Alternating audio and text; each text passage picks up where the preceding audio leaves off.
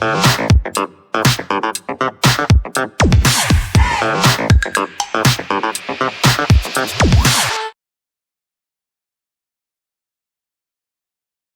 1040. We're going to talk about sick leave usage and the ability to convert your S1 days to approved leave and using them if you had to call out sick. But one thing you got to remember about S1 days, you can't use like 4 hours one day, 4 hours the next. They have to, the whole entire block of hours are going to have to be used at the exact same time. So let's look into, first of all, the memo that came out from HCAM back in May. So, all right, so now we have the ServU human capital update here, and it was dated May 24th, 2024. And we're going to scroll down to talk about some of the uses here. So when you call out sick and you want to use this, employees may request and be approved to use any unexpired administrative leave granted by the secretary for unscheduled absences. Request to use the S1 leave hours does not guarantee that unscheduled absences will be approved. Okay, so that's important right here. This is a very important component. So let's scroll down here. And also, if you have approved leave or other leave that you already have scheduled, you can change your S1 days, which I recommend, utilizing all your S1 days for pre-approved annual leave.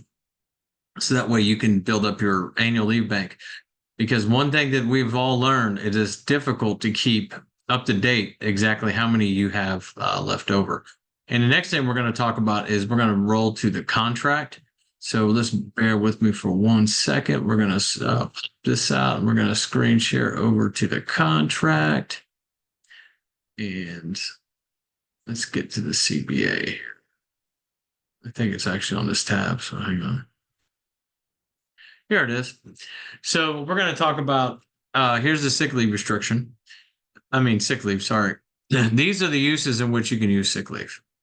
Let's talk about number one, medical, dental, optical appointments, incapacitation, made sick, unable to perform one's duties due to a physical or mental illness, injury, pregnancy, or childbirth, to prevent exposure of a communicable disease to other employees and or the general public, like we had COVID, to participate in activities related to the adoption of a child, and for the medical related family care and bereavement purposes.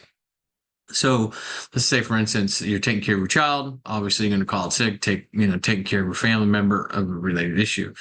Now, close your eyes for a second. We're going to scroll down to where it talks about how you can utilize approved leave, approved sick leave. If somebody asks you, you're going to go to E2, approving sick leave request. And I'm going to highlight it. Unless the bargaining employee is on sick leave restriction or management has specific knowledge of the bargaining employee's abuse of sick leave, administratively acceptable documentation for the approval of sick leave or other personal leave in lieu of sick. That's the other personal leave we're talking about, the S1 days. We'll take one of the following three forms: self-certification, medical certification, or medical documentation. So what this means right here, the other personal leave in lieu of sick leave, S1 days, annual leave, workers' comp, not workers' comp, I'm sorry, comp time. Those are some of the things you can do to improve and use those S1 days, because we're getting a lot of calls about people not being able to use them. Well, if you have approved leave, swap them out. If you have to use them for unscheduled absence, please do so. And we'll see you on the flip side. This is Johnny Jones signing out for your next video. Hit like and subscribe to the videos. Hit like and subscribe, and we'll get you on, and we'll keep you in the middle. All right, thanks. See you guys next time. Bye, guys.